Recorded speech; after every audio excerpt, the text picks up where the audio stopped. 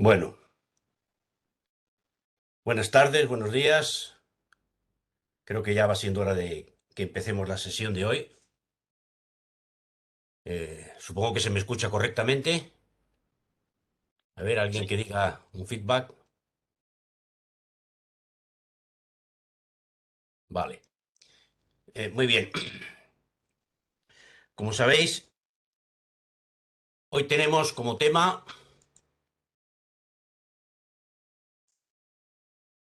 de esta segunda sesión el capítulo 3 del quehacer, una parte del prólogo a la recopilación en 12 años, donde se volvió a publicar ya en otro contexto político este importante texto de Lenin. Y, en tercer lugar, tres fuentes y tres partes integrantes del marxismo.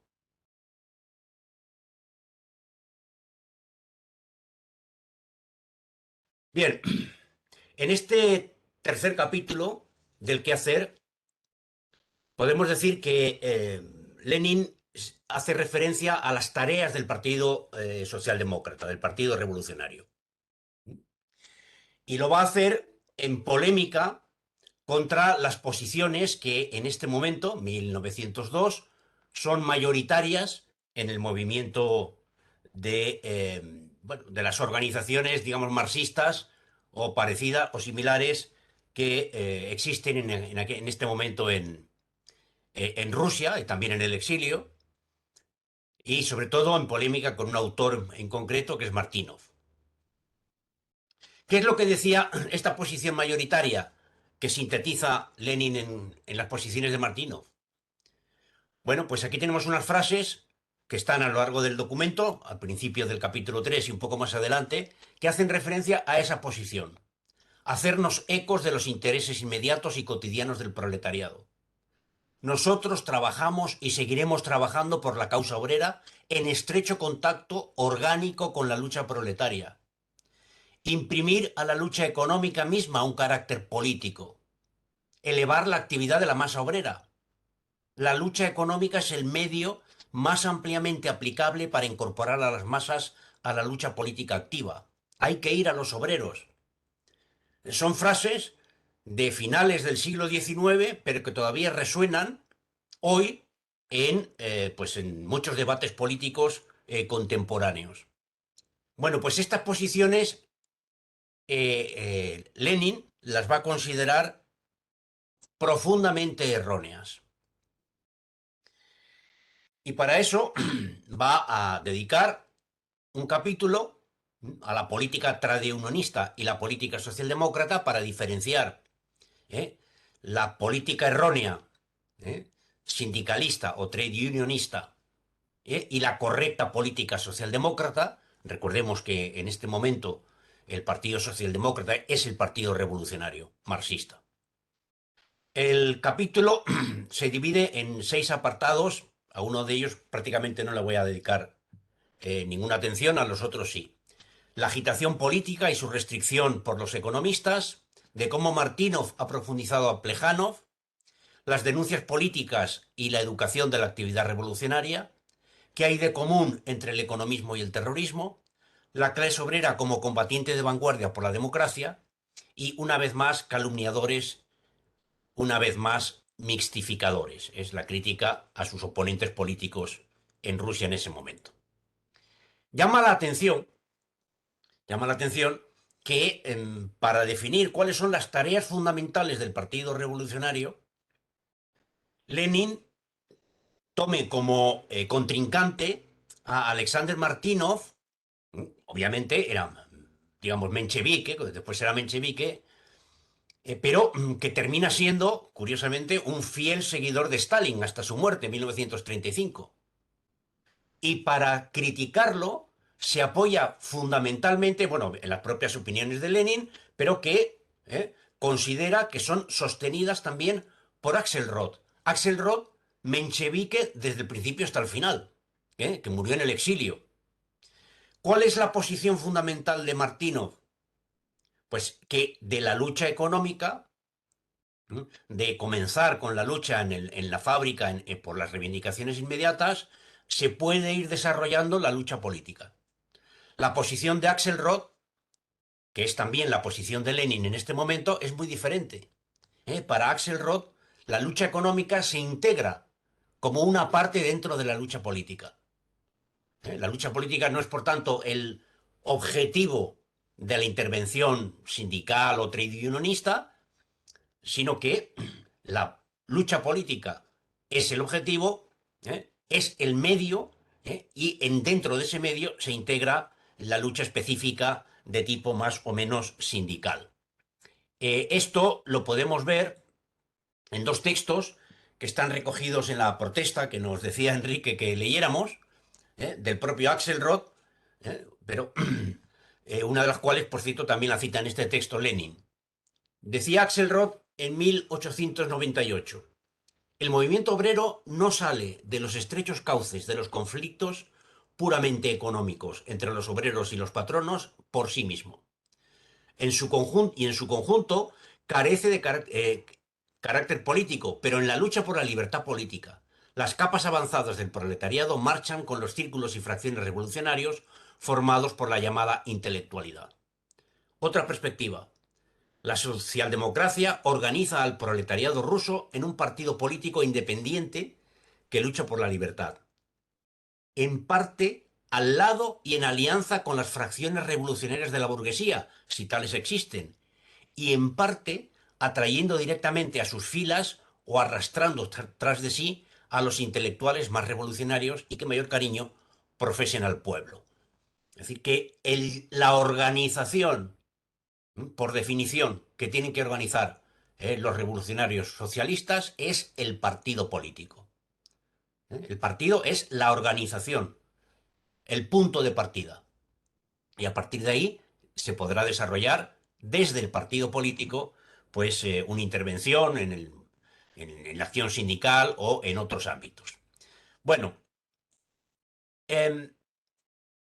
por una parte, Lenin va a denunciar la presencia mayoritaria en su momento de estas posiciones economicistas, de estas posiciones que él llama espontaneístas.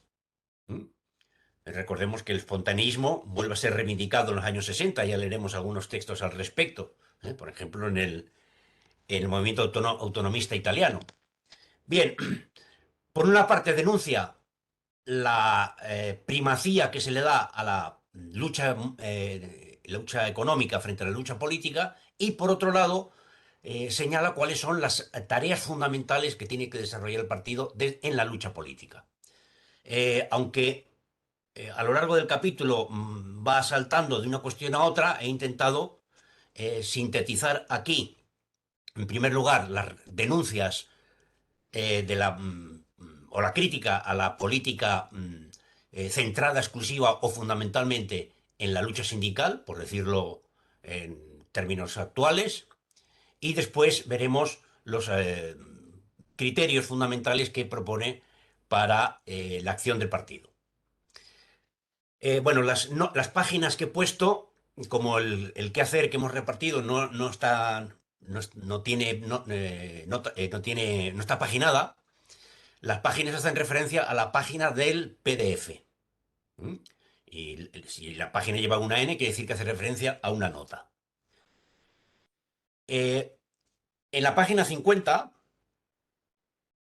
en la nota a pie de página, Lenin insiste en que cuando habla de lucha económica, hace referencia a la lucha económica práctica, que en los países libres, Europa Occidental, se llama lucha gremial, lucha sindical o lucha tradeunionista.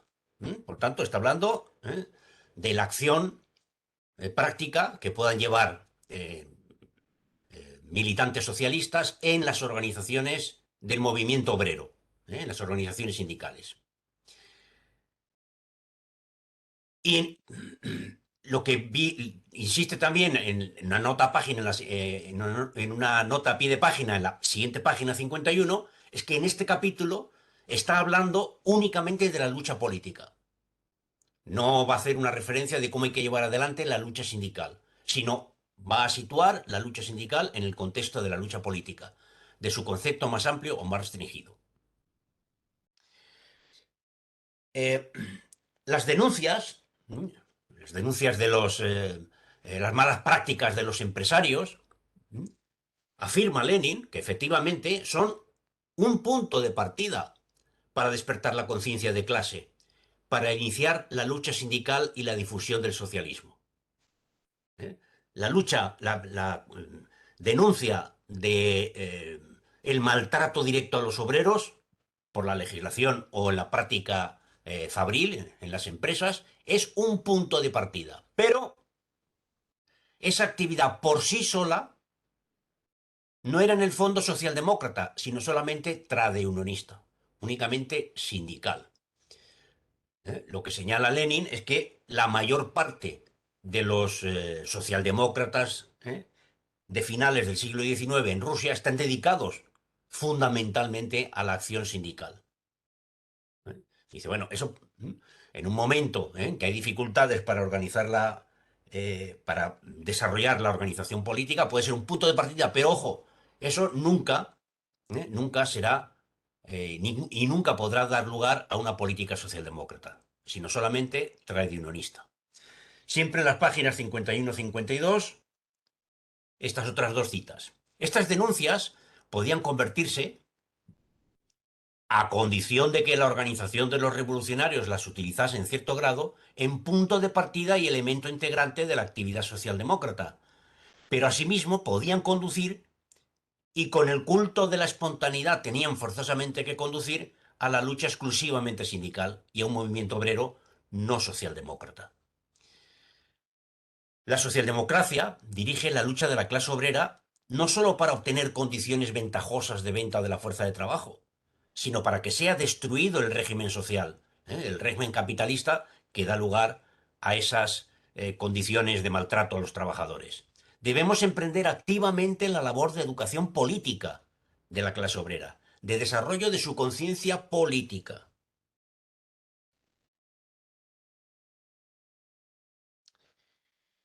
En las páginas 55 y 56 insiste con el mismo argumento.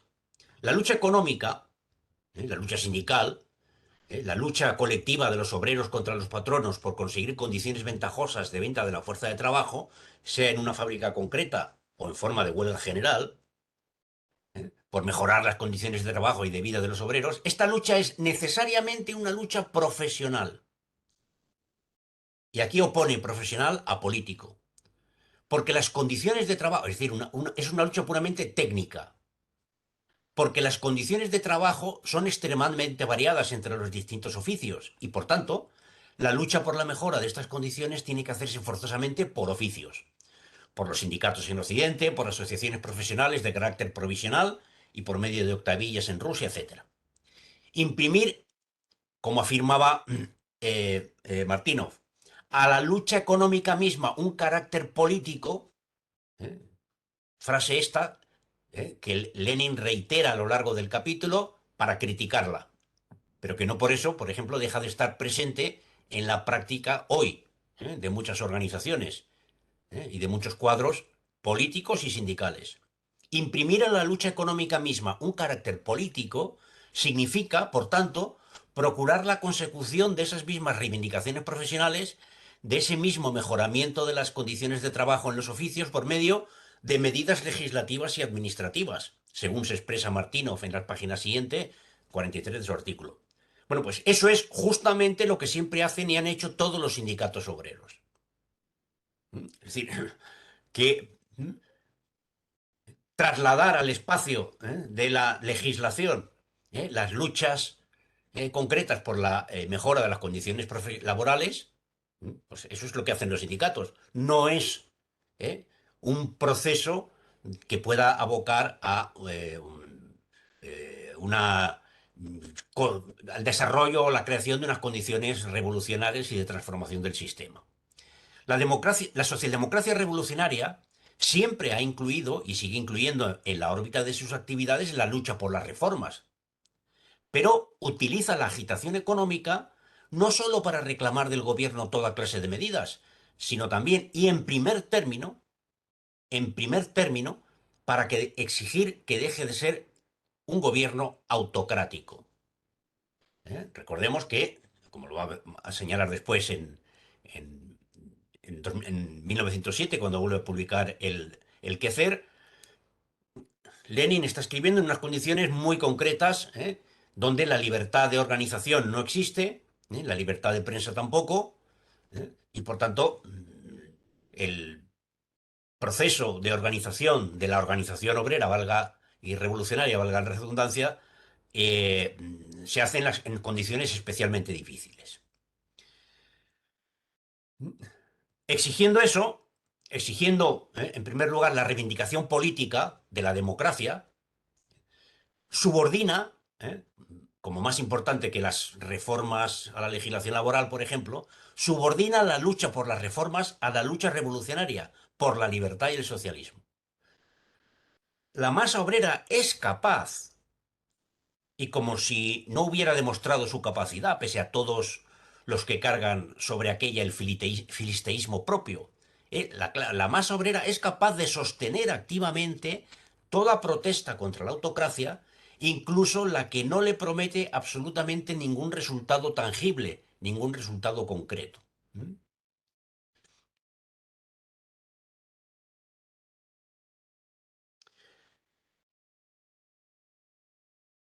Y esta reflexión de Lenin obviamente se basa en la experiencia, no solamente en la experiencia de Rusia, sino en la experiencia del movimiento obrero occidental en en el último siglo, o el primer siglo de desarrollo del capitalismo.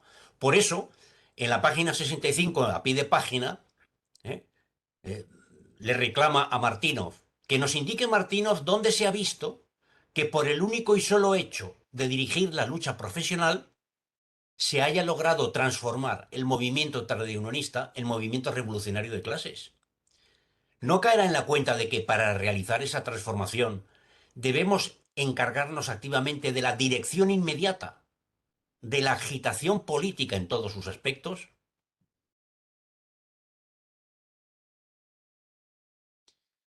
La convicción de que se puede desarrollar la conciencia política de clase de los obreros desde dentro, por así decir, de su lucha económica, o sea, tomando únicamente, o cuando menos principalmente, esta lucha como punto de partida, basándose únicamente o principalmente en esta lucha, esta opinión es radicalmente falsa. La lucha sindical, la lucha en el puesto de trabajo, hay que integrarla en una dinámica política más amplia, porque de ella misma no sale esa dinámica política más amplia. Se queda siempre en reivindicaciones sindicalistas tradicionalistas. La política tradiunionista de la clase obrera es precisamente la política burguesa de la clase obrera. ¿Eh? Dice porque en estas páginas señala que precisamente a la burguesía, sin cambiar ni un ápice su carácter político, le es relativamente sencillo hacer concesiones en el terreno económico, en el terreno de la jornada laboral, de las mejoras salariales o de las condiciones generales de trabajo. Y una política limitada a ello, pues es una política coherente con el orden burgués.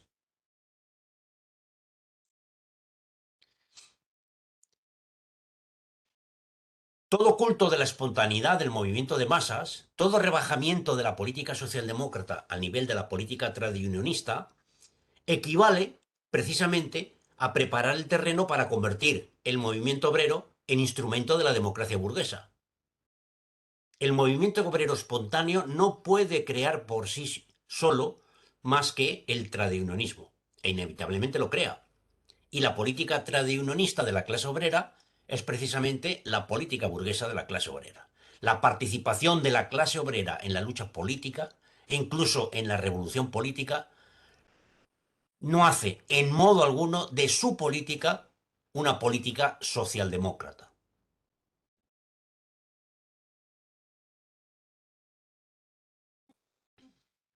Por tanto, ante estas limitaciones de la acción sindical, de la acción en el puesto de trabajo, ¿eh? ¿Qué es lo que hay que cuál es la alternativa, la propuesta que defienden estas mismas páginas Lenin.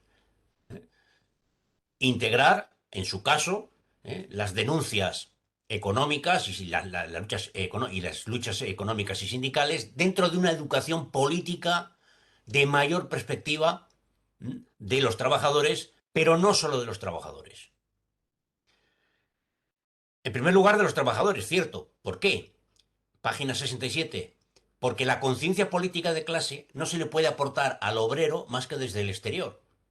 Esto es, desde fuera de la lucha económica, desde fuera de la esfera de las relaciones entre obreros y patronos.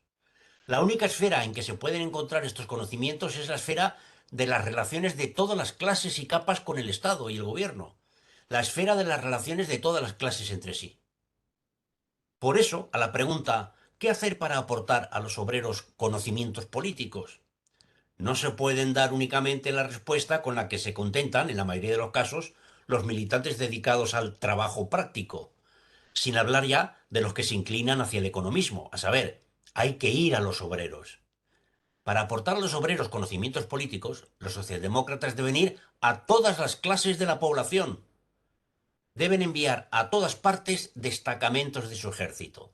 Este es un elemento importante frente pues, a ciertas tendencias hiperobreristas que no distinguen lo que es eh, tener como destinatario principal la formación de la conciencia política de la clase obrera y que eso lo confunden con dedicarse exclusivamente a las tareas a las que los obreros se dedican, intentarlo integrando las acciones particulares en acciones generales, etcétera. Bien, la mayor parte del texto del capítulo se dedica a dar algunos elementos referidos a esta educación política básica. Una educación imprescindible para que la organización socialdemócrata, la organización revolucionaria, pueda ir desarrollando su actividad. No basta explicar la opresión política de que son objeto los obreros, de la misma manera que no basta explicarles el antagonismo entre sus intereses y los de los patronos. Es necesario hacer agitación con motivo de cada manifestación concreta de esa opresión, como comenzamos a hacerla con motivo de las manifestaciones concretas de opresión económica. Y puesto que las más diversas clases de la sociedad son víctimas de esta opresión, puesto que se manifiesta en los más diferentes aspectos de la vida y de la actividad sindical, civil, personal, familiar, religiosa, científica, etcétera, etcétera, no es evidente que no cumpliríamos nuestra misión de desarrollar la conciencia política de los obreros si no nos comprometiéramos a organizar una vasta campaña de denuncias de la autocracia, porque para hacer agitación con motivo de las manifestaciones concretas de la opresión, es preciso denunciar esas manifestaciones. Lo mismo que para hacer la agitación económica. Era necesario denunciar los abusos cometidos en la fábrica.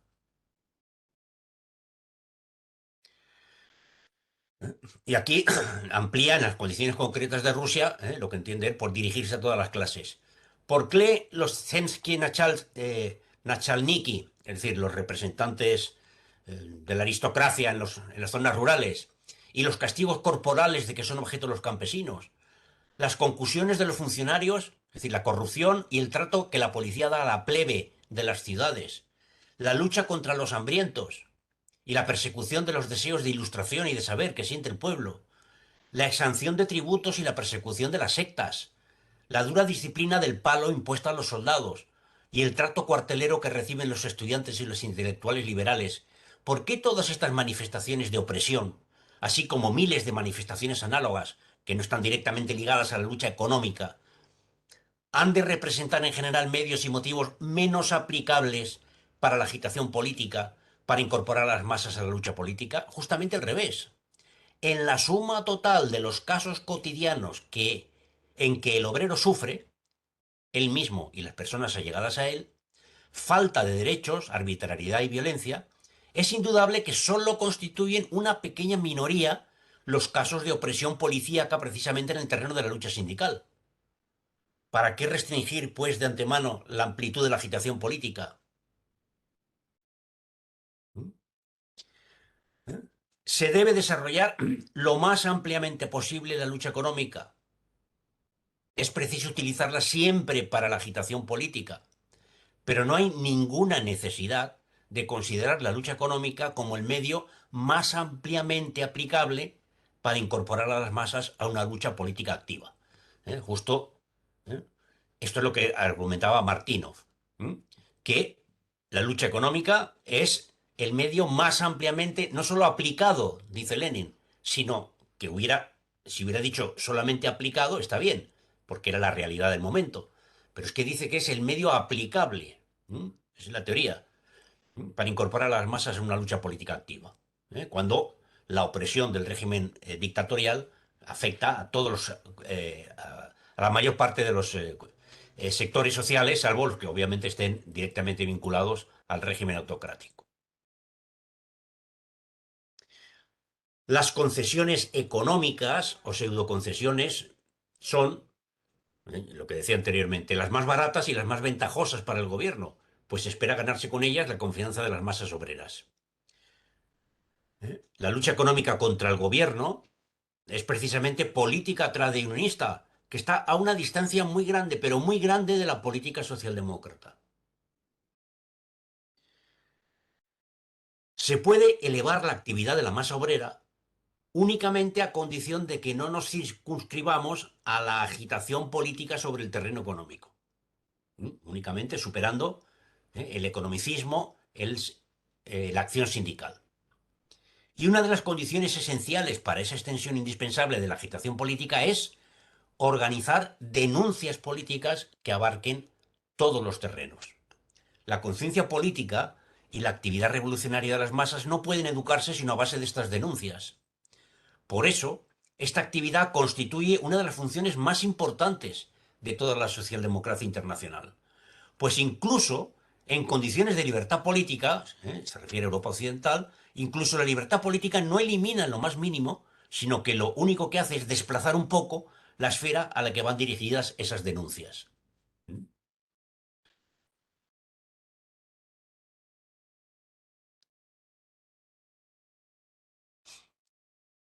La conciencia de la clase obrera no puede ser una conciencia verdaderamente política si los obreros no están acostumbrados a hacerse eco de todos los casos de arbitrariedad y opresión, de violencias y abusos de toda especie, cualesquiera que sean las clases afectadas. A hacerse eco, además, precisamente desde el punto de vista socialdemócrata y no desde ningún otro.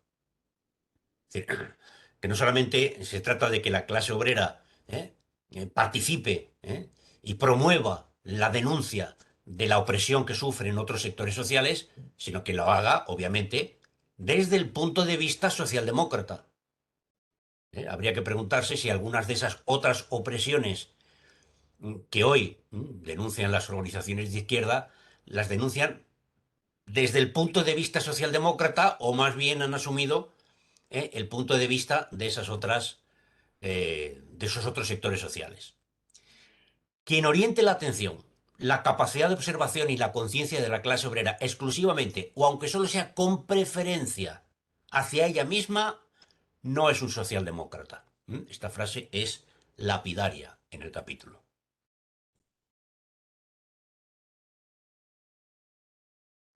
Imprimir a la lucha económica misma un carácter político, dice, bueno, llega a admitir, bueno, esto no es más que el comienzo, y no consiste en ello la tarea principal de los socialdemócratas. A fin de llegar a ser un socialdemócrata, el obrero debe formarse una idea clara de la naturaleza económica y de la fisonomía social y política del terrateniente y del cura, del dignatario y del campesino, del estudiante y del vagabundo, conocer sus lados fuertes y sus lados flacos, saber orientarse en las frases y sofismas de toda clase más corrientes, con los que cada clase y cada capa encubre sus apetitos egoístas y su verdadera naturaleza, saber distinguir qué instituciones y leyes reflejan estos u otros intereses y cómo precisamente los reflejan. Y no es en los libros donde puede encontrarse esta idea clara. La pueden proporcionar únicamente cuadros vivos, así como denuncias, formuladas sobre huellas frescas, de todo cuanto suceda en un momento determinado en torno nuestro. de lo que todos, ¿eh? Denuncias de lo que todos y cada uno hablan a su manera. Pero hay que hacerlo, la denuncia, desde la manera socialdemócrata. O sobre lo que cuando menos cuchichean, de lo que se manifiestan determinados acontecimientos, cifras, sentencias judiciales, etcétera, etcétera, etcétera. Estas denuncias políticas, que abarcan todos los aspectos de la vida, son una condición indispensable y fundamental para educar la actividad revolucionaria de las masas. Por tanto, el argumento es que es imposible que un obrero, un trabajador, adquiera conciencia socialdemócrata única, es decir, revolucionaria, únicamente mediante la lucha por las condiciones, por mejorar las condiciones objetivas de trabajo en su fábrica o en el país. Tiene que conocer bien, el país. Como decía Gramsci, ¿por qué fracasó la revolución del 19 en Italia? Porque no conocían el país. Si llegamos a hacerlo, si llegamos a hacer, que los trabajadores, obreros que se acercan a la socialdemocracia, adquieran esta conciencia y esta formación, ¿eh? Aquí hace algunas referencias que me recuerdan, al papel político que podrían tener los scratches si se hicieran desde la perspectiva socialdemócrata. Si llegamos a hacerlo, y debemos y podemos hacerlo, el obrero más atrasado comprenderá o sentirá que el estudiante y el miembro de una secta, el mújic y el escritor, son vejados y atropellados por esa misma fuerza tenebrosa que tanto le oprime y le sojuzga a él en cada paso de su vida. Y al sentirlo, él mismo querrá reaccionar. Lo querrá con un deseo incontenible. Y sabrá entonces organizar hoy una batahola contra los censores. Desfilar mañana en manifestación ante la casa del gobernador, que haya sofocado un alzamiento de campesinos. Dar pasado mañana una lección a los gendarmes con sotana que desempeñan la función de la Santa Inquisición, etc. Hasta ahora hemos hecho muy poco, casi nada, para lanzar entre las masas obreras denuncias múltiples y de actualidad. Muchos de entre nosotros ni siquiera tienen aún conciencia de esta su obligación y se arrastran espontáneamente tras la lucha cotidiana y gris dentro, de los marcos estrechos de la vida fabril. La expresión de Lenin también fuerte, los marcos estrechos de la vida fabril, estrechos desde el punto de vista político. No se puede llamar a la masa a una acción, en el sentido concreto de la palabra y no en el sentido general, más que en el lugar mismo de la acción. Ni se puede exhortar a la acción a los demás sin dar el ejemplo uno mismo y en el acto.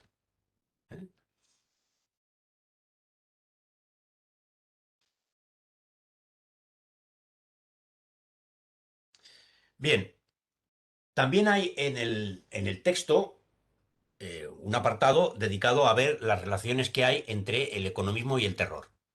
Al final, la identificación que hace entre el economicismo y el terrorismo, lo vincula a, la querencia por el espontaneísmo.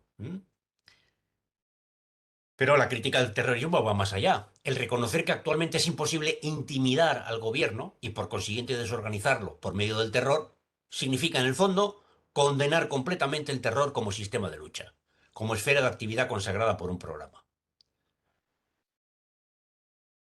Las masas obreras se excitan mucho por las infamias de la vida rusa, pero nosotros no sabemos reunir, si es posible expresarse de este modo, y concentrar todas las gotas y arroyuelos de la excitación popular que la vida rusa destila en una cantidad inconmensurable mayor, inconmensurablemente mayor de lo que nosotros, nos figuramos y creemos, y que hay que reunir precisamente en un solo torrente gigantesco. Bueno, esta frase un poco lírica, ¿eh? Hace referencia a el papel del partido. El papel del partido es articular todas las luchas políticas, desde la perspectiva de la lucha contra el capitalismo y a favor del socialismo, de modo que, bueno, pues esos, gotas y arroyuelos, se conviertan en una gran corriente que acabe con el sistema capitalista.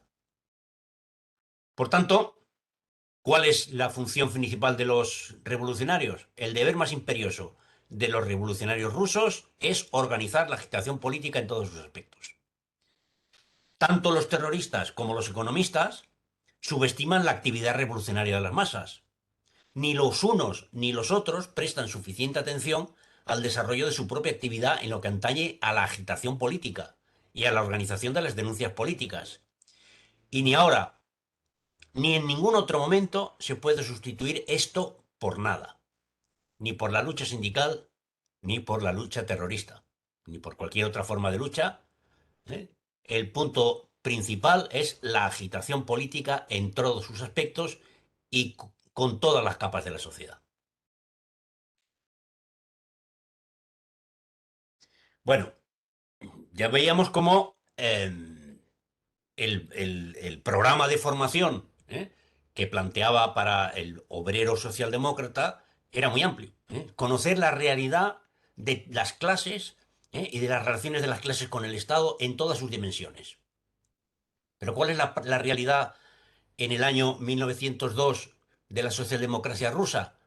Pues creo que bastante parecida a las de otros partidos que ya no se consideran socialdemócratas, sino mucho más revolucionarios hoy en día. Las conferencias y las charlas sobre la historia del movimiento revolucionario, sobre la política interior y exterior de nuestro gobierno, ¿eh? Es decir, el seguimiento a la política del gobierno en todos sus ámbitos, sobre la evolución económica de Rusia y de Europa, sobre la situación de las distintas clases en la sociedad contemporánea, etcétera, son casos sumamente raros. Y nadie piensa en establecer y desenvolver sistemáticamente las relaciones con las otras clases de la sociedad. ¿Mm? Esto es una de las principales causas de la debilidad estructural de la política socialdemócrata en la Rusia de la transición del 19 al 20, y dice en algún momento además, y por qué incluso algunas luchas en las que participamos terminan en manos de movimientos revolucionarios no socialdemócratas. Debemos ir, por tanto, a todas las clases de la población, como teóricos, como propagandistas, como agitadores y como organizadores. Pero lo principal, evidentemente, es la propaganda y la agitación entre todas las capas de la población. Debemos exponer y subrayar nuestros objetivos democráticos generales ante todo el pueblo, sin ocultar ni por un instante nuestras convicciones socialistas. No es socialdemócrata el que olvida en la práctica que su deber consiste en ser el primero y en plantear, en acentuar y en resolver toda la cuestión democrática en general.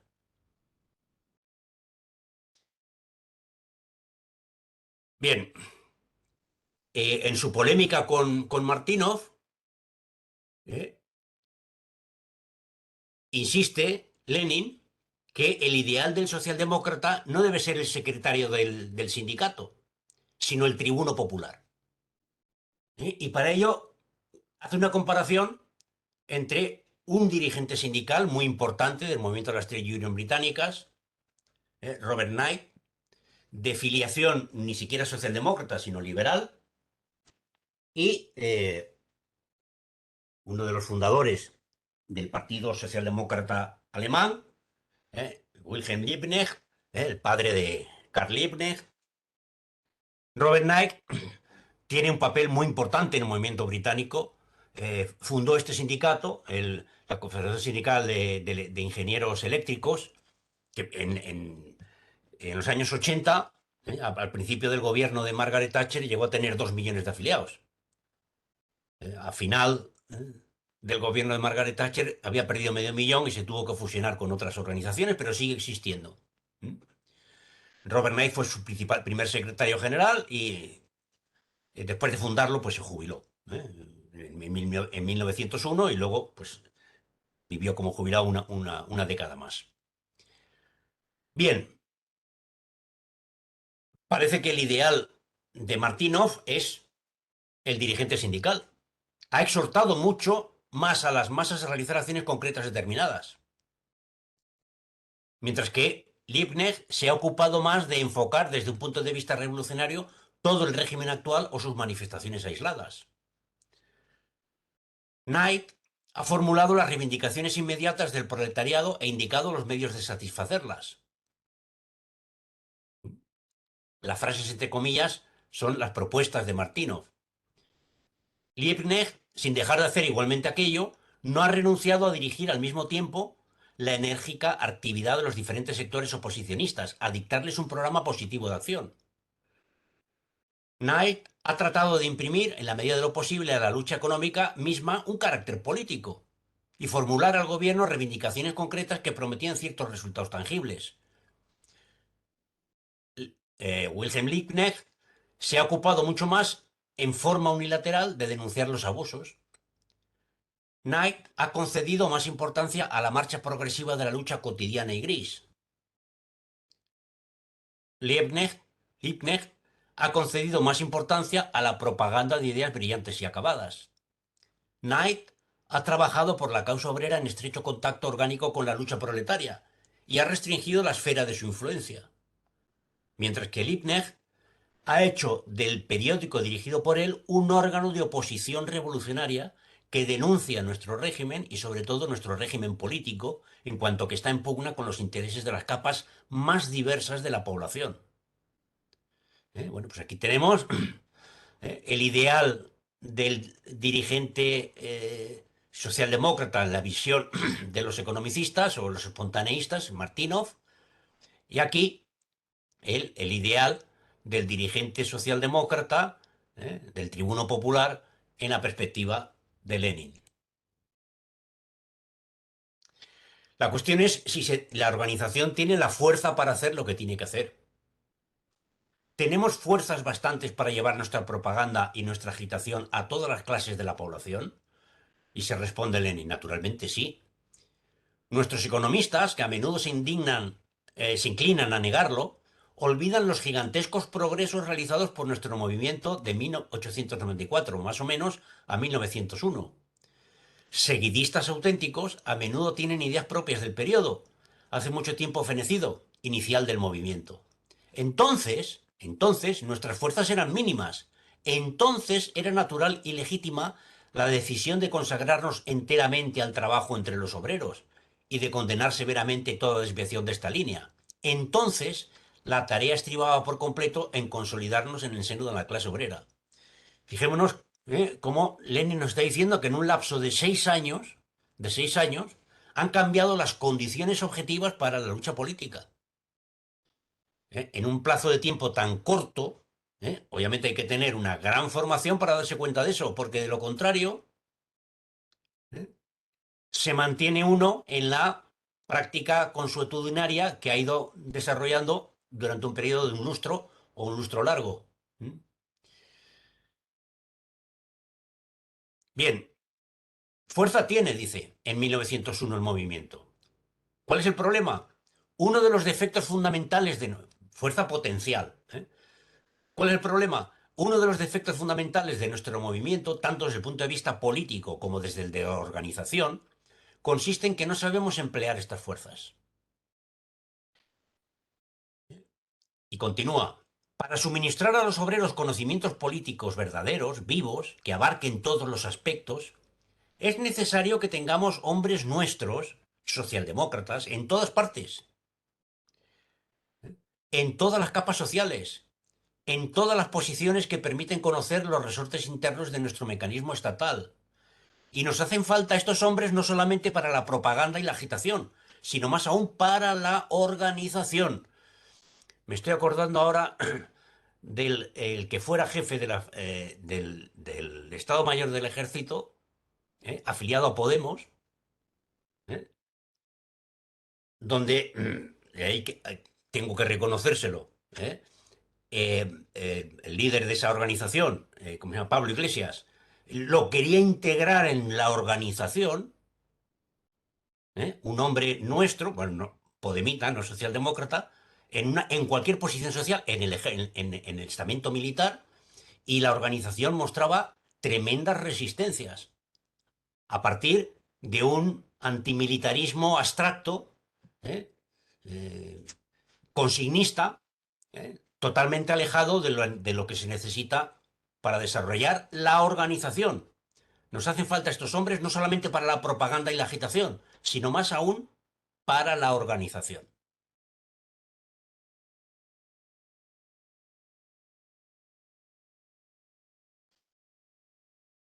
Si se fallan las tareas, pues entonces pues no se está desarrollando la política socialdemócrata.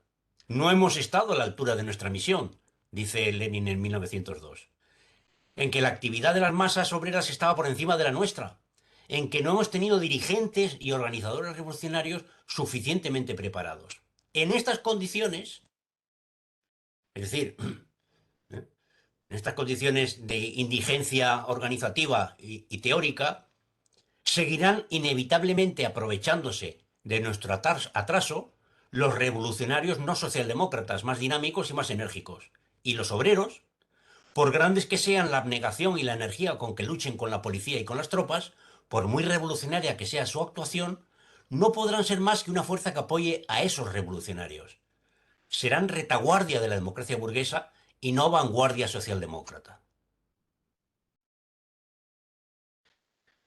Bien, creo que el resumen es bastante claro sobre cómo concibe las tareas del Partido Revolucionario en condiciones de dificultad política y de limitación organizativa, pero ya con una cierta capacidad de intervención en la sociedad. Con eso terminamos la presentación, termino la presentación del capítulo 3 de El qué hacer. El segundo texto que tenemos para lectura, que doy por supuesto que todos hemos leído, porque todos queremos ser socialdemócratas como los que dice Lenin,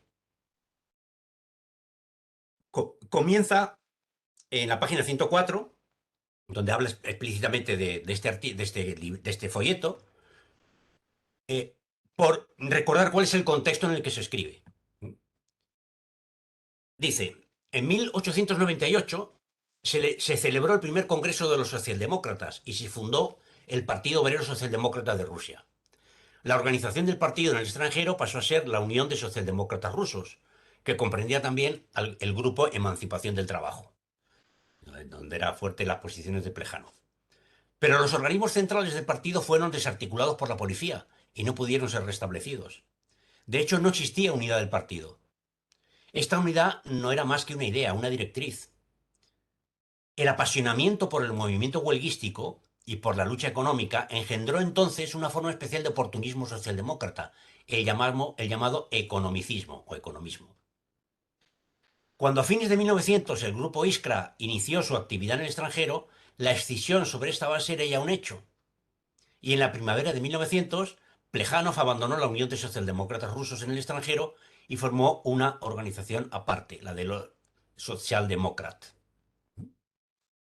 Es decir, la ausencia de estructura organizativa, dice él, considera él que es lo que hizo que los socialdemócratas existentes en el interior de Rusia se volcasen, no solamente en la práctica, sino también en la teoría, hacia la lucha económica, las luchas concretas en las fábricas y la lucha por las mejoras de las condiciones de trabajo. Desde el punto de vista formal, Iskra comenzó su labor independientemente de ambas facciones, pero en realidad junto con el grupo de Plejánov contra la Unión. No prosperó el intento de fusión, junio de 1901, Congreso de la Unión y de la Organización del Socialdemócrata en Zúrich. El folleto que Hacer expone sistemáticamente las causas de la divergencia y el carácter de la táctica y de la actividad orgánica iscrista. Por tanto, es un folleto escrito en el contexto de un debate interno dentro del propio movimiento pues, marxista o socialdemócrata ruso, en un momento concreto de esa evolución, con una posición mayoritaria de las posiciones sindicalistas o economicistas. Y dice en 1907, 5 años después, 5 años después del 2002, de 1902, cuando lo escribe, el error principal de los que hoy polemizan con qué hacer consiste en que desligan por completo esta obra de una situación histórica determinada, de un periodo concreto de desarrollo de nuestro partido que pasó hace mucho, es decir, hace apenas 10 años. Eh, estas posiciones que tiene Lenin en el qué hacer eh, no las ha desarrollado cuando se ha constatado la realidad y en el momento en que el trabajo fraccional está desarrollado. Ya en la protesta contra el credo, en 1899, dice: la falta de libertad o la restricción de los derechos políticos del proletariado conduce siempre a la necesidad de plantear la lucha política en el primer plano. La falta de libertad. ¿Qué hacer? Es el compendio de la táctica y de la política iscrista de los años 1901 y 2 en materia de organización. Un compendio, ni más ni menos. Pero ¿qué ocurre? ¿Qué ocurría en aquel momento? Pues en aquel momento, en nuestras condiciones históricas, en la Rusia de 1900-1905, ninguna otra organización que no fuese la iscrista hubiera podido crear un tal partido obrero socialdemócrata como el que ha sido creado.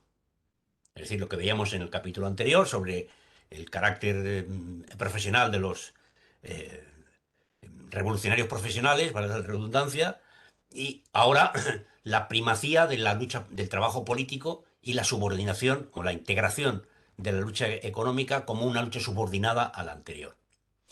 Bueno, es indudable que los actuales militantes del movimiento obrero en Rusia después de la revolución de 1905 y un cierto grado de apertura política, es indudable que los actuales militantes del movimiento obrero en Rusia deben romper, bueno, estos unos comentarios que hace en el prólogo y que hace referencia a lo que hoy bueno, aquí llamaríamos, más que círculos, llamaríamos células, ¿eh?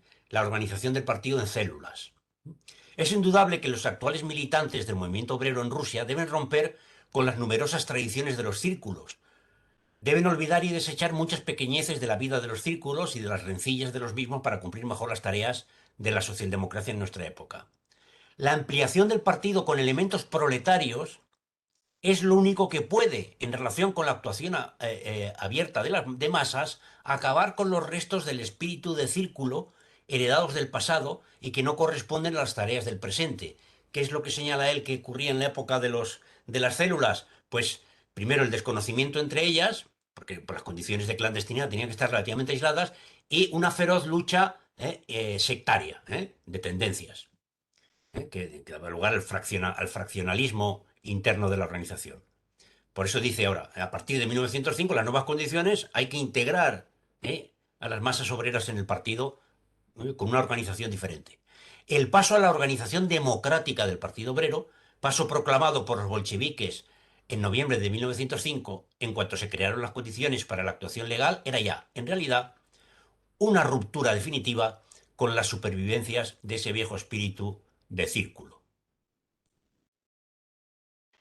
Los círculos, es decir, las agrupaciones de muy reducido número de personas, agrupaciones estrechas, cerradas y casi siempre basadas en la amistad personal, fueron una etapa necesaria del desarrollo del socialismo del movimiento obrero en Rusia, pero esa etapa ya está superada. Bueno, el comentario que pone Andrián por...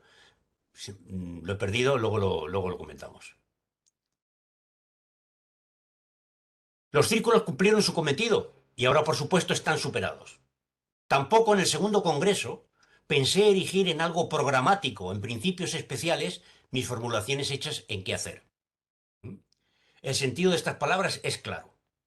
Qué hacer rectifica polémicamente el economismo, y sería erróneo examinar su contenido al margen de dicha tarea del folleto.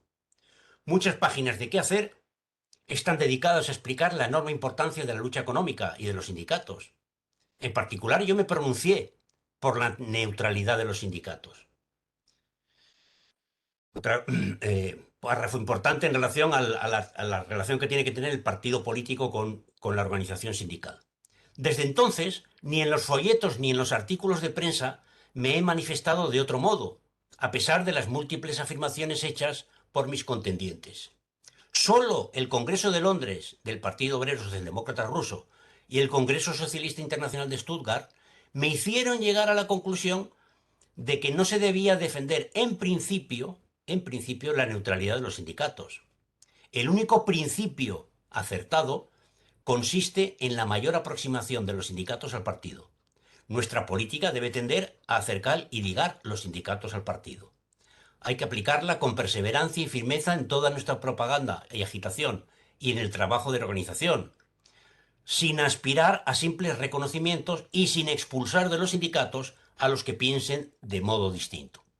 ¿Mm? Es decir, que en las condiciones concretas de Rusia, él considera que hay que mantener el principio de neutralidad de los sindicatos. O sea, la idea de la neutralidad de los sindicatos, pero no por principio, sino por las condiciones objetivas. Bien, el tercer texto ya nos explicará Adrián por qué lo he metido aquí, porque realmente no hace mucha referencia al partido. Sí es un texto que hay que decir que bebe de las fuentes tres fuentes y tres partes integrantes del marxismo de Kautsky, pero tiene importancia, pues ahí aparecen algunas de las frases rotundas de Lenin. Por ejemplo, la doctrina de Marx es omnipotente porque es verdadera, es completa y armónica, y brinda a los hombres una concepción integral del mundo, intransigente con toda superstición, con toda reacción y con toda defensa de la opresión burguesa. El marxismo es el heredero legítimo de lo mejor de la humanidad, de lo mejor que la humanidad creó en el siglo XIX, la filosofía alemana, la economía política inglesa y el socialismo francés. Lo genial de Marx es precisamente que dio respuesta a los problemas que el pensamiento de avanzada de la humanidad había planteado ya. Su doctrina surgió como la continuación directa e inmediata de las doctrinas de los más grandes representantes de la filosofía, la economía política y el socialismo.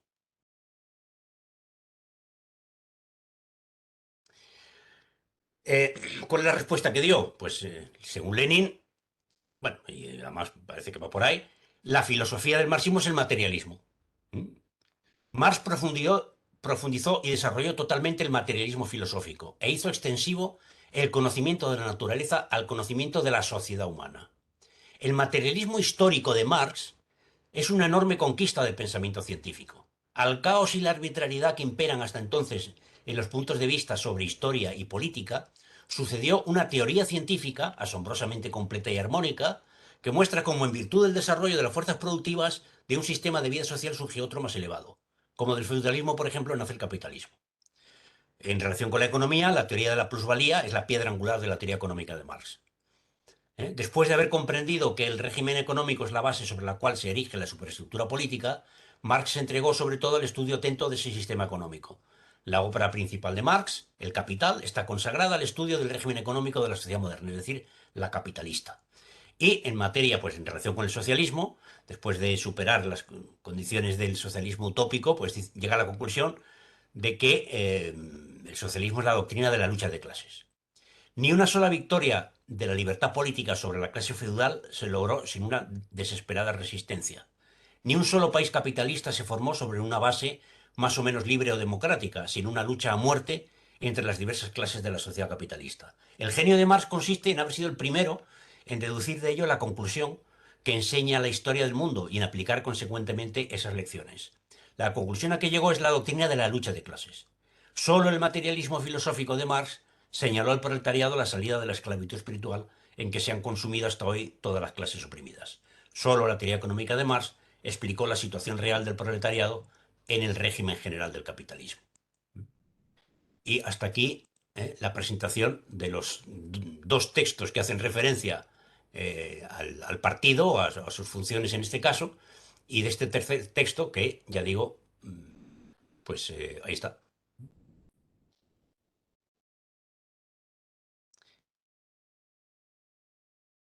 Comentarios.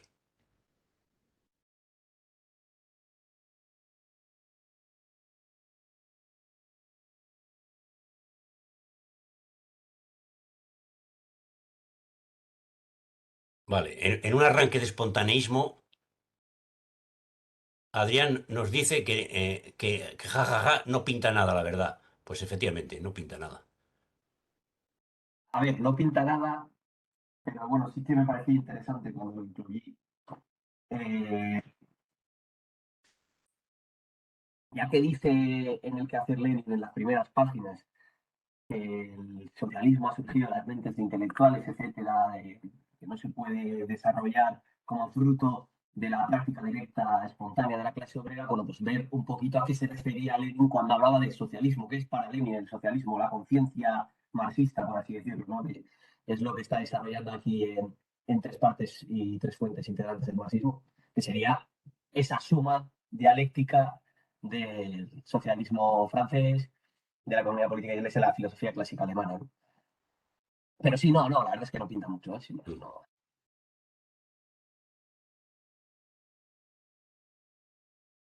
Yo quería hacer una pequeña pregunta, si es posible. Bueno, pequeña, una duda. Vale.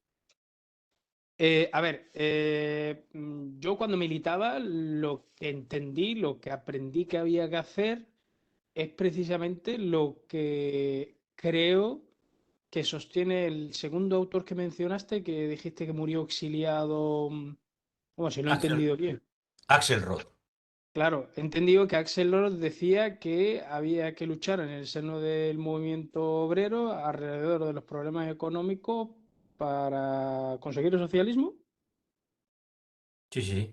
Sí, claro, es decir, yo cuando militaba lo que entendí es que lo que se nos decía es que había que acercarse a los conflictos obreros para, desde lo concreto, politizar a los trabajadores con el tiempo en la necesidad del socialismo. Pero en el momento concreto, pues era estar con los trabajadores con su lío concreto del momento. Luego, claro, ha seguido explicando y he entendido que Lenin lo que decía que, bueno, que eso era un elemento, pero que también había que ligar con las demás capas sociales y con los problemas de las demás capas sociales. Claro, pero ¿por qué eso iba a ser contradictorio con ir y estar con los trabajadores en sus conflictos cotidianos y intentar elevar su nivel de conciencia? Pero si no, en ningún momento dice que es contradictorio. Lo que dice es que para lo que hay que estar, para lo que el partido tiene que estar con los trabajadores, es para elevar su nivel de conciencia. No para ayudarles a resolver el problema sindical de turno de la fábrica o el problema sindical general. El establecimiento de un salario mínimo, la reducción de la jornada laboral. No, para elevar su nivel de conciencia. Para que cuando desarrollen esas actividades lo hagan como socialdemócratas, no como populistas o anarquistas o lo que fuera, o espontaneístas de cualquier tipo. Sí, me imagino. Eh, Sí, una continuidad Diciendo que ideológica. Lenin está de acuerdo con Axelrod. ¿Eh? Ah, Sí, es decir, Axelrod también está de acuerdo con lo que dice Lenin ahí, es decir, que el partido no tiene. Otra cuestión es que no tiene además que limitar su actividad a estrictamente el proletariado organizado o no organizado, dice en algún momento en el texto. El partido tiene que desarrollar el programa socialista, el programa de superación del capital. Y para eso, en las condiciones, de forma más intensiva, en condiciones de autocracia, es decir, de dictadura, tiene que dirigirse a todas las capas sociales, que de una u otra forma están sometidas por esa dictadura, por esa autocracia.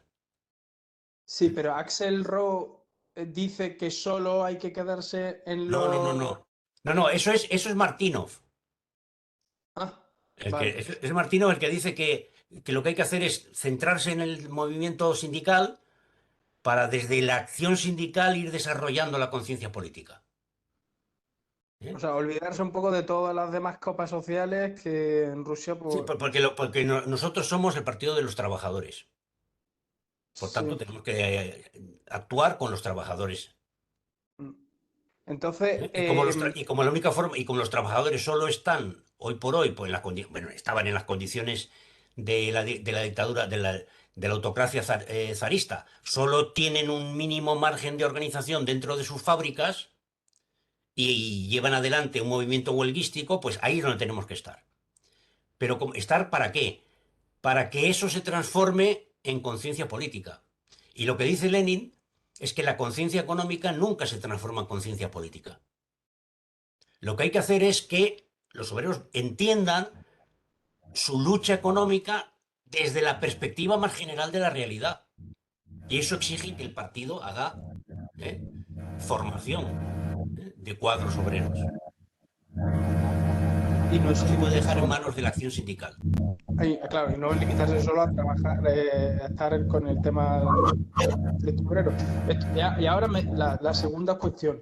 Entonces, esto, decir, por ejemplo, organizaciones como el Frente Obrero ponen, los he oído por ahí, que se les acusa de algo, un nuevo insulto, una nueva categoría de insulto que yo no conocía, que se les dice que son obreristas. He escuchado a alguna que otra persona despreciándolos por obreristas. Entonces, podemos entender, primero, la primera pregunta, ¿podemos entender como esa actitud de Martino como una actitud obrerista? Y en segundo lugar,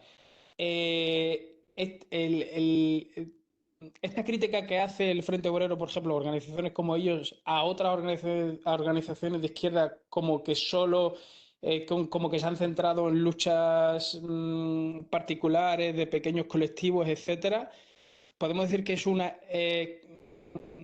crítica antileninista porque Lenin plantea que además había que ir a otras ramas o otros colectivos o otras luchas aparte de la obrera.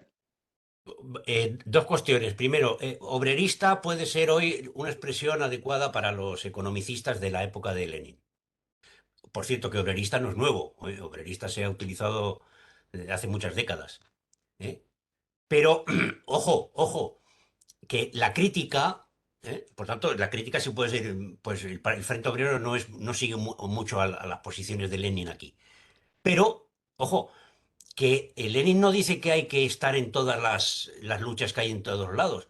Lo que hay que hacer es que todas esas luchas confluyan y se interpreten y se lleven a cabo desde la perspectiva de la lucha por el socialismo, de la lucha por la superación de la sociedad capitalista y el avance hacia el socialismo. Dice que el Partido Socialdemócrata tiene que ser el primero que llega a todas las luchas, a las luchas por los desahucios, a las luchas del antirracismo, a la lucha de tal y de cual, pero desde la perspectiva política. ¿Cuál es el problema que vemos hoy? Que todas esas luchas se han sindicalizado, se han tradeunionizado, se limitan a hacer reivindicaciones de cambios legales, y de ciertos cambios en las formas de organización de la sociedad, muy limitadas. Pero eso no es lo que dice Lenin. ¿Se entiende el comentario? Sí, sí, en realidad es lo que yo ya bueno, me han enseñado bien. Entonces la cuestión es que la contradicción no es entre es que se me han liado los. Entonces la contradicción no es entre Lenin y los dos autores, sino Lenin y uno de los autores que Lenin y planteaba. uno, sí, eso es. Vale. Ok, gracias. Vale, Enrique, dale, Enrique. Sí, resulta que me fui un buen tiempo, espero no comentar cosas que se dijeron, pero sí quiero intervenir. En primer lugar, hay el riesgo de que lo hayas dicho, no es cuestionamiento.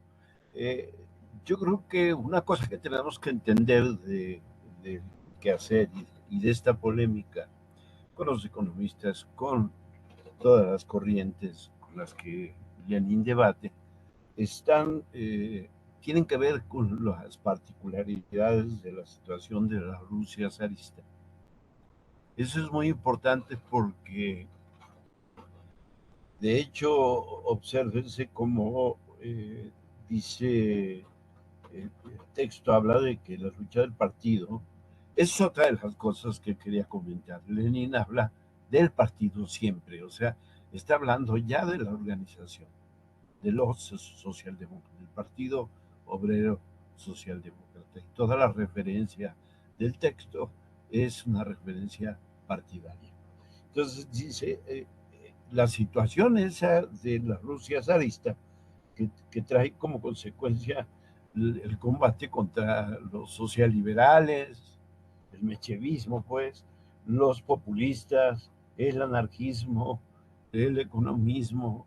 Esa situación hace que, por eso, en mi opinión, Lenin incluye dentro de la lucha política a todos, porque yo no sé si hoy valga la frase que maneja cuando habla del Zemsky Nachalnitsky. Dice, los castigos corporales contra los campesinos, las conclusiones de los funcionarios, la pérdida, el trato que la policía da a la plebe de las ciudades, la lucha contra los hambrientos y la persecución de los deseos de ilustración. Se dice que no están ligados a la lucha económica, ha de representar en general. Aquí polemiza con aquello de las ampliamente aplicables, que la discusión era de que, decía Clomartino, tenemos que plantearlo ampliamente aplicable, o sea, lo que sí podemos conseguir y no plantear por ahora lo que no tenemos a la mano. Pero el asunto para mí, bueno, yo quiero enfatizar en esto del momento de la particularidad política de la Rusia zarista. Por otro lado, yo creo que no en todo el texto, y es algo que se consolida ya en el 17, que la referencia partidaria, porque ahora está polemizando con los economistas, con los revisionistas, pero no ha aterrizado totalmente aún en el asunto de que el partido y su existencia en la lucha política debe estar acompañado de programa y principios, que me parece que es algo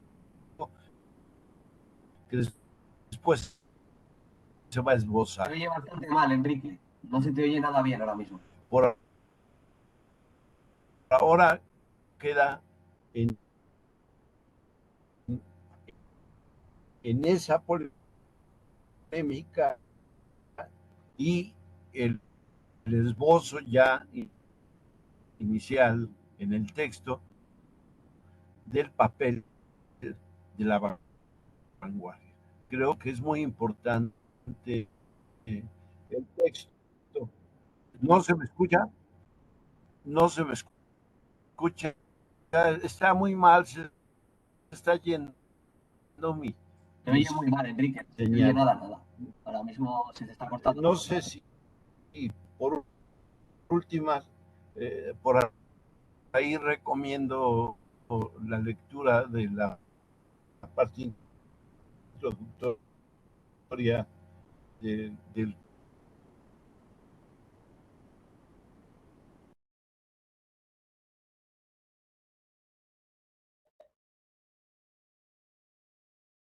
Enrique. Enrique, ¿has terminado? problemas. Uy, se te oye fatal. Está terrible. Disculpe, se oye muy efectivamente y se me interrumpe la conexión. No sé qué está pasando. Gracias. Vaya por Dios. Será por culpa de Putin, seguro. Bueno, ¿alguien más quiere hacer un comentario?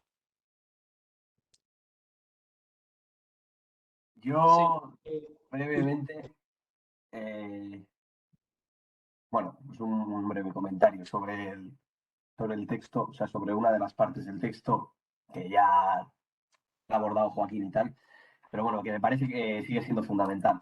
Es cuando habla de que la conciencia de la clase obrera no puede ser una conciencia verdaderamente política si no están acostumbrados a hacerse eco de la arbitrariedad y la opresión, desde el punto de vista socialdemócrata, que no se puede orientar la percepción de la clase obrera únicamente hacia sí misma.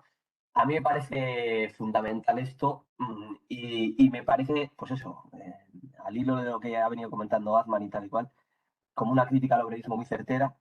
Lenin entiende la clase, el concepto de clase como un concepto de relacionalidad. Es decir, Lenin no entiende la clase como algo ensimismado, sino que solo tiene sentido en el seno de la totalidad social capitalista. Como solo tiene sentido en el seno de la sociedad, de la totalidad capitalista, esa conciencia de clase solo puede surgir precisamente haciéndose consciente de sí misma, es decir, de que es una parte dentro de la propia totalidad de la capitalista y que está conectada al resto de polos, al resto de capas y de clases. Y que por lo tanto, pues para conocer esa totalidad, tiene que hacerse en este caso no solo eco, y esto es importante, no, hacerse eco de las opresiones y de las luchas que sufren otras clases no significa simplemente solidarizarse con esas luchas.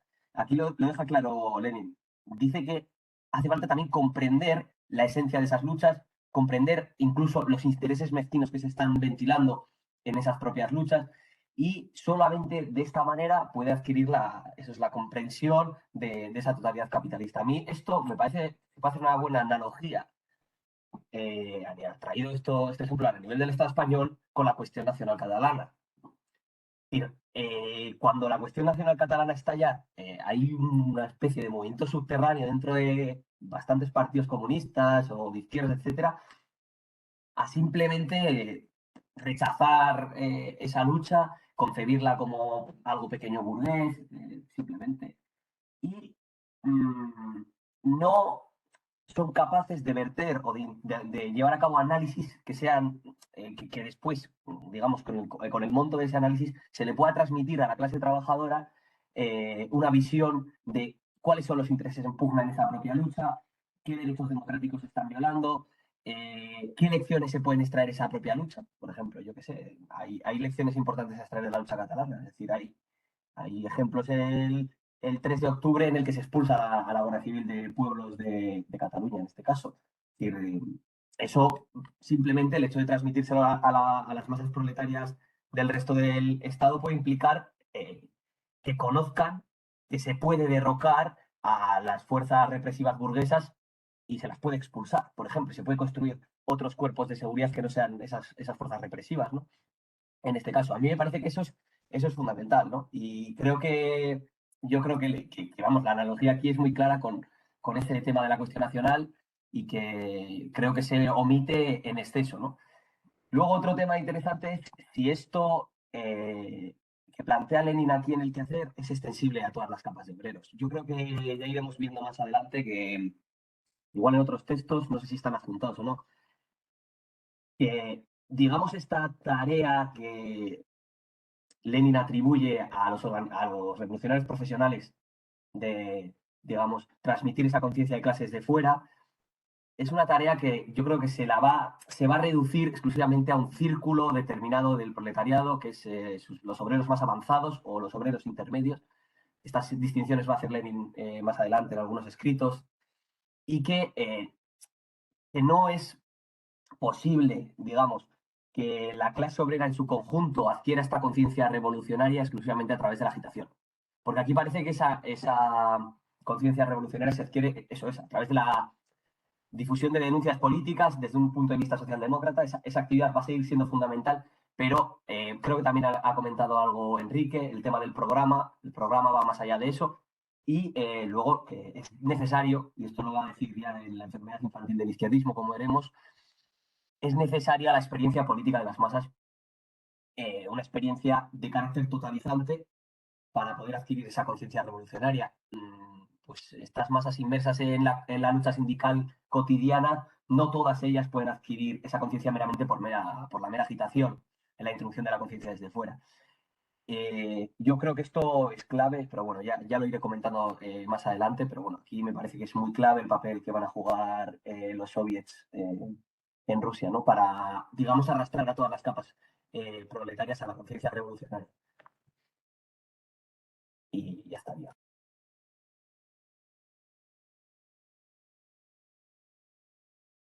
Yo quería plantear, si se me permite, una duda, bueno, a vosotros que tenéis experiencia, etcétera.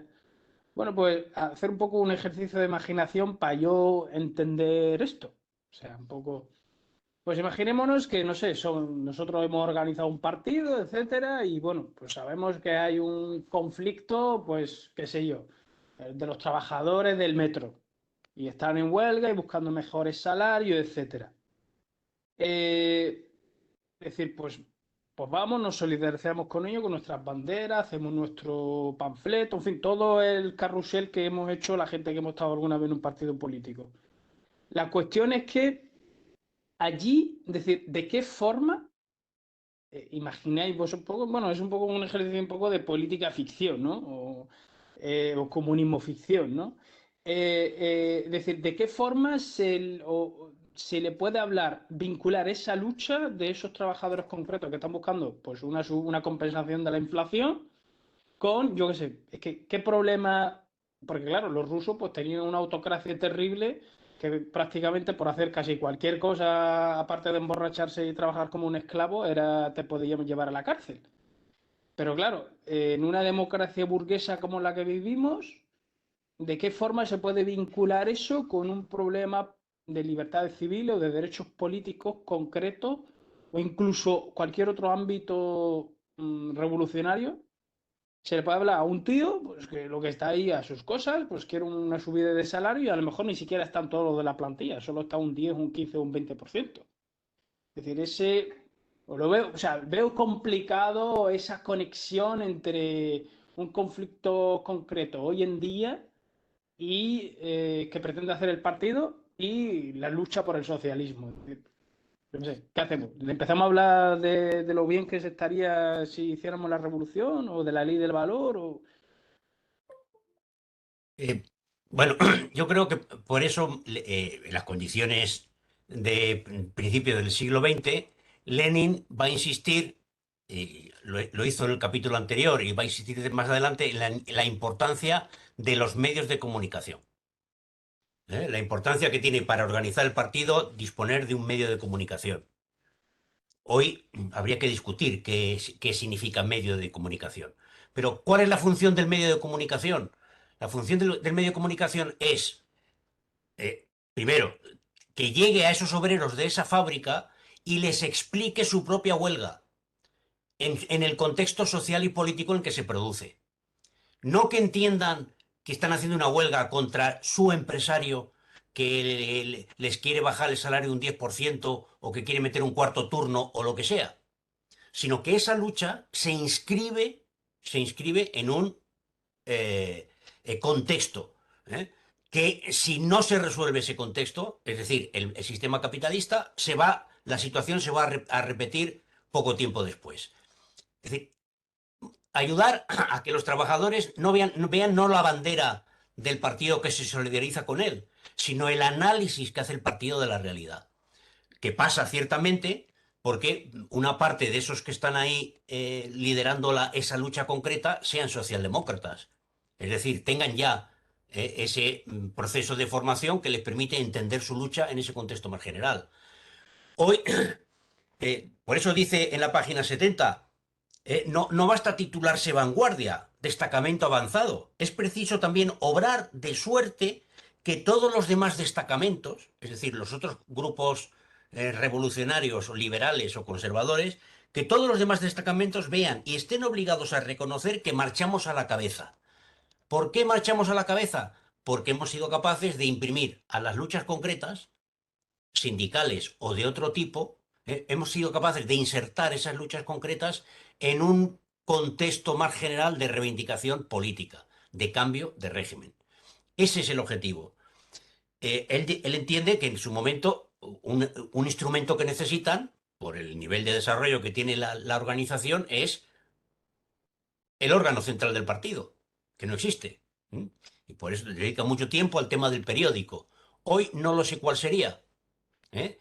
Primero, tampoco sé quién es el Partido Socialdemócrata hoy, porque lo que vemos es que no solamente las luchas sindicales, sino todo tipo de luchas se dan en un marco fragmentado, con reivindicaciones estrictamente locales o específicas a la problemática concreta, las hipotecas, el racismo, el género, lo que sea, y con reivindicaciones muy prácticas, es decir, queremos soluciones prácticas. Por tanto, esa perspectiva social, esa perspectiva política general no está presente. ¿No Ander, la hace presente? ¿Qué podemos hacer? bueno, pues eso. Esa es la, esa es la pregunta ¿Cómo hacemos para que esté presente? Primero hay que saber cuál es. ¿Cuál es el proyecto socialista hoy? Para esta sociedad concreta y en general. ¿Cuáles son los contenidos principales? Y luego, ¿cómo hacemos para que avance esa propuesta? Si el problema que hay en España en concreto, creo que los que estamos todos ahora somos de aquí, no hay ninguno latinoamericano, si no me equivoco. El problema que tenemos es que no hay un proyecto de sociedad alternativa. No hay un proyecto socialista asumido por una vanguardia. No hay. Todo se resume eso, en obrerismos o en acciones puntuales, en solidaridad con luchas puntuales, o múltiples solidaridades en luchas que cada una de las cuales está en su barrio, en su casa, con su grupo de gente y su problemática particular. Somos las gotas de agua que decía en la frase esa poética. Hay gotas de agua, ¿eh? Que algunos ni siquiera las reconocen, pero no existen las condiciones para juntarlas todos y formar un torrente. ¿Ander? No. Sí, Ander tiene. Sí, sí, tengo yo levantada la mano.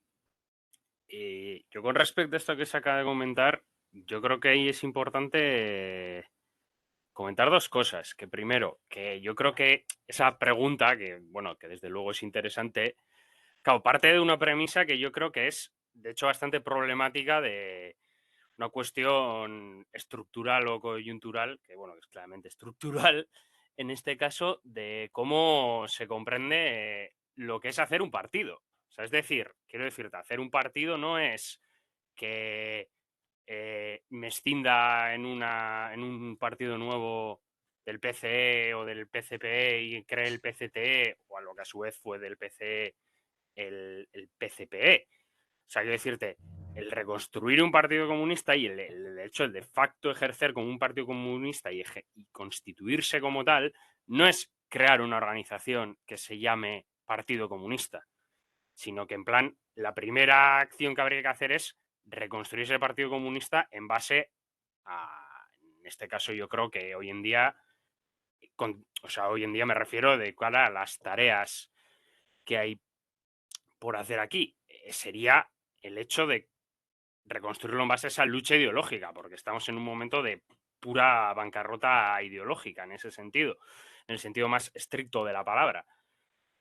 Eso primero. Y luego lo segundo, que quería también comentar, yo creo que hay la cuestión es de que también muchas veces es el hecho de que, o sea, no sé, que también es un poco lo que ha comentado Joaquín, que yo creo que ahí se entra con que requiere gran importancia lo que es el órgano político en sí. O sea, es decir, ¿con qué objetivo estamos yendo a esa situación concreta? ¿Para que se afilien a nuestro partido, a nuestro sindicato en el siguiente esto? ¿Para hacer propaganda política?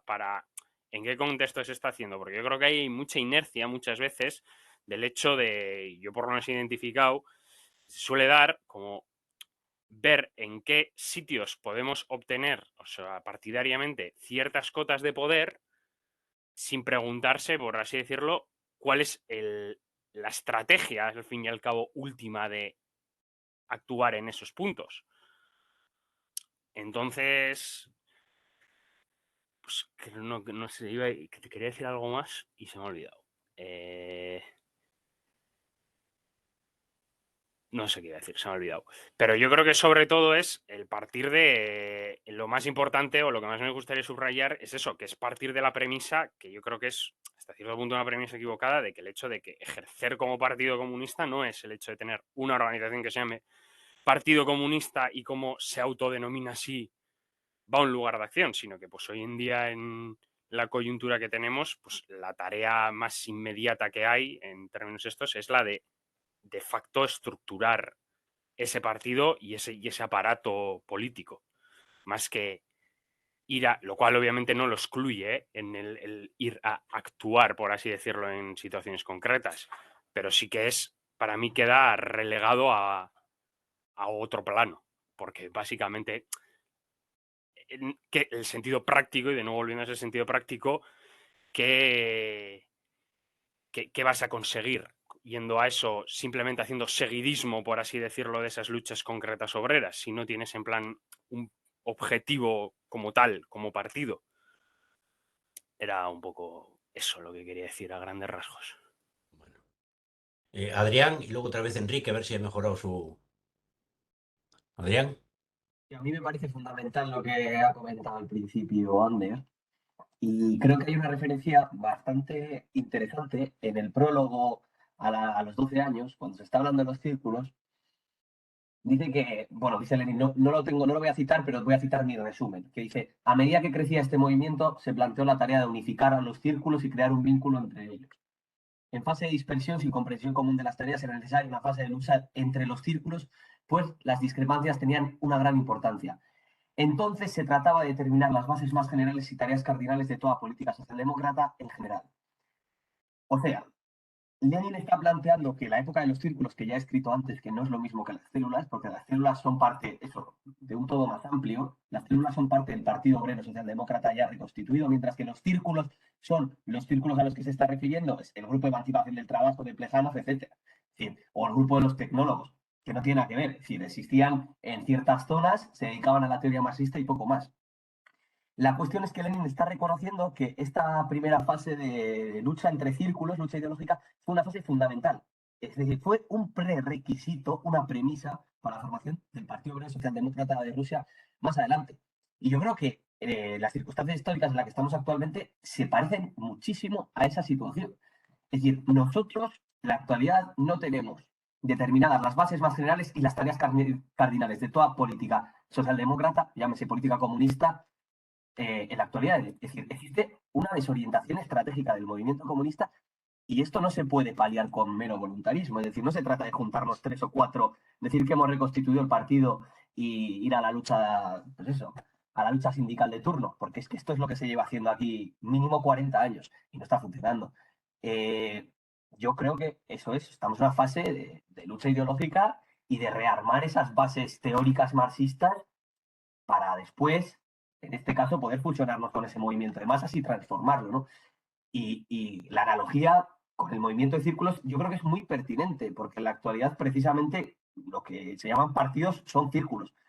Y yo creo que esa lucha ideológica entre diferentes círculos, precisamente para lograr elaborar o reelaborar esa teoría que hoy está en crisis, que es la teoría marxista, que actualmente no tiene visos de proyección revolucionaria, creo que es una fase fundamental, una etapa que es clave y una premisa de todo desarrollo futuro.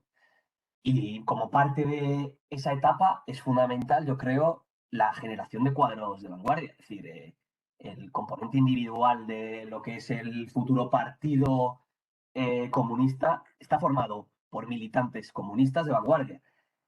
Y esos militantes comunistas de vanguardia, en primer lugar, y ya lo decía Engels, en el quehacer citado, por cierto, tienen que desembarazarse de la vieja fraseología tradicional, tienen que desarrollar esa nueva concepción del mundo, es decir, tienen que asimilar toda la teoría marxista y toda la experiencia también revolucionaria que ha tenido lugar en el siglo XX, porque no podemos obviar la derrota histórica del siglo XX. O sea, también hay que sacar lecciones, eso es elemental, eso es también una de las partes o las patas a las que tenemos que asirnos, ¿no?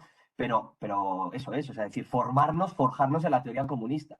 Bueno, No se trata de ir directamente ahora a los sindicatos, porque claro, la pregunta de Azman, el problema que tiene es que nosotros no sabemos ni siquiera cómo ligar esas luchas sindicales concretas con ese objetivo general de la lucha por el socialismo. No sabemos porque no tenemos capacidad ni siquiera de militantes de vanguardia predispuestos o preparados para llevar a cabo eso, ¿no? Que también es de lo que se queja Lenin. No tenemos revolucionarios profesionales, entre comillas, ¿no?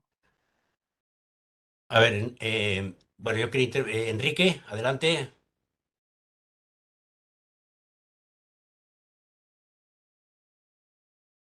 Enrique,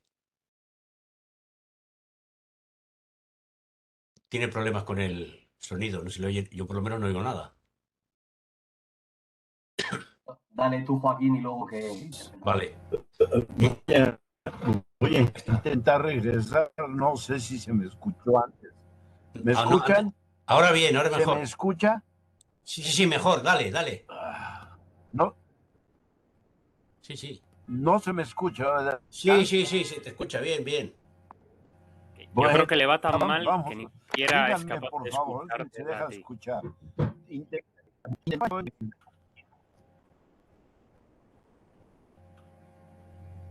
¿Qué hago? permitís. Se separa. ¿Sigo? ¿Sigo o no? Hola, Sí, se te oye a veces. Ahora sí. hijo. Decía yo en mi primer intento de intervención que hay que ubicar este texto en las particularidades de la situación política de la Rusia zarista y las polémicas que tiene el Partido Socialdemócrata con todas esas corrientes revisionistas, economistas, liberales, en fin. Creo que eso es importante. ¿Por qué? Enrique, es imposible. Yo creo que no te estamos Eh, escuchando. Nada, se oye fatal, Enrique. Lenin incluso, obsérvese, habla de socialdemócratas revolucionarios. Ojo, porque se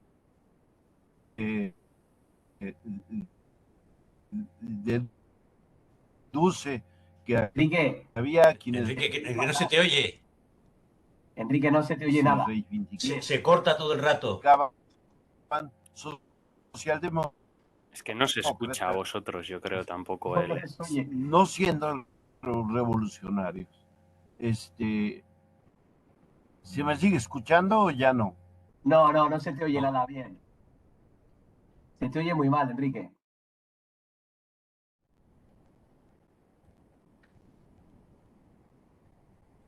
Enrique, procura mejorar el sonido para la próxima sesión porque en esta es imposible.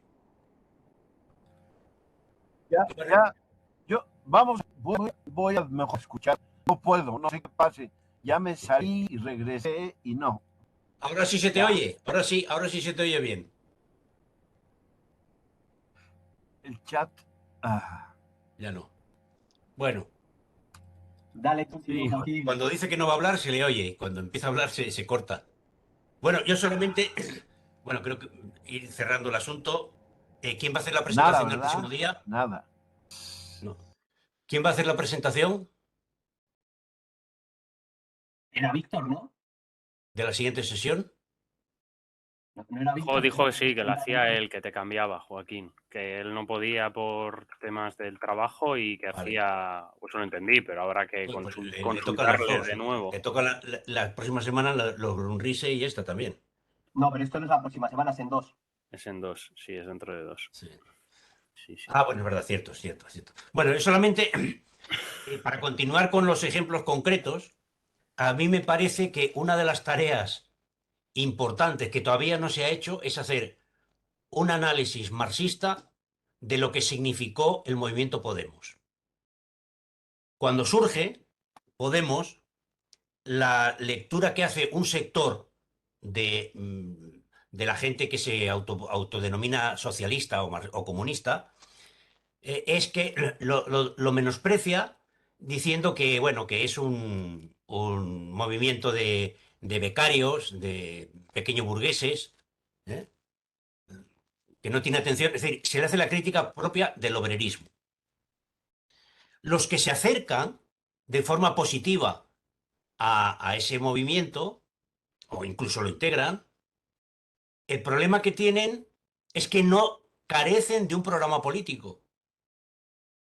Es decir, los que dentro del movimiento Podemos, o cuando Podemos surge y se acercan eh, de forma positiva, realmente no tienen, no aportan a ese movimiento de los indignados, los desesperados y las distintas confluencias de luchas, no aportan un análisis y una reflexión que diga hay que superar no solamente el régimen, se convierte en una lucha contra la monarquía, contra el régimen monárquico, pero no contra el capitalismo, y mucho menos con un proyecto de alternativo, porque todo se limita a decir viva la República, pero sin un contenido concreto. ¿eh? Como que reclamaba, recordemos, Julio Anguita, programa y contenido, propuestas. Todo ese periodo, con todas las implicaciones que tiene, incluida el incremento de los movimientos nacionalistas periféricos, no ha sido analizado, en mi opinión, desde una perspectiva marxista que además haya sido debatida y depurada. No, no se ha hecho ese análisis. Se ha hecho un análisis de circunstancias, un análisis periodístico, una aproximación periodística, una aproximación circunstancial, superficial a todo el periodo, a diferencia, en mi opinión, a diferencia de lo que ha hecho el Capital, que lo entendió muy bien. En mi opinión, el Capital español entendió muy bien el momento y por eso cerró esa ventana de oportunidad rápidamente. Primero con el cambio de monarca y luego con otra serie de medidas que se adoptaron. ¿eh?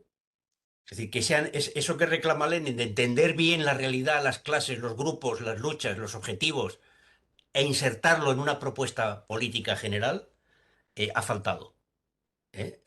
Por ejemplo, en ese periodo concreto.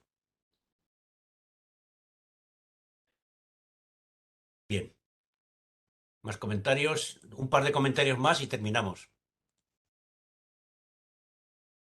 Yo me acabo de acordar de otra cosa que también se me había olvidado, que bueno, en general, pero por si alguien tiene interés, a mí me parece que muchas veces cuando queremos preguntarnos también sobre cosas concretas, obviando de que obviamente hay que analizarlas en su contexto, es bastante en plan interesante analizar las cartas, los telegramas, en general la correspondencia de los autores que estamos analizando, porque muchas veces, incluso por ejemplo en la concepción de Marx del partido, a mí me parece que está más de la concepción de Marx en el partido en su correspondencia que en sus obras escritas.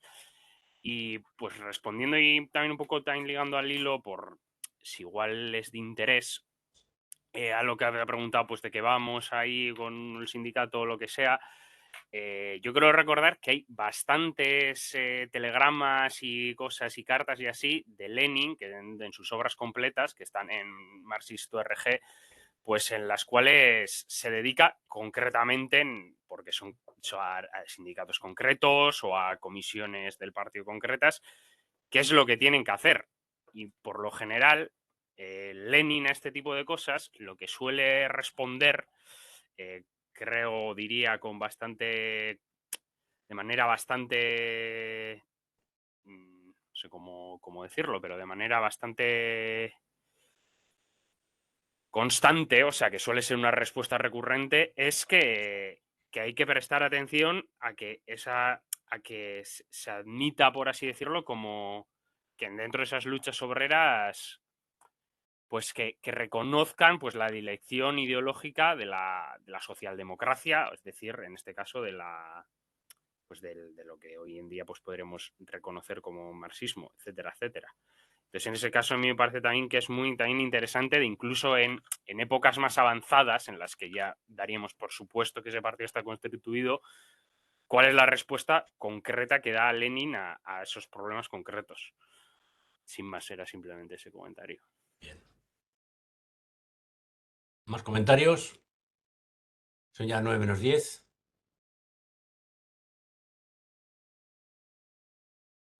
Bueno, pues yo creo que vamos cerrando. Gracias por la asistencia.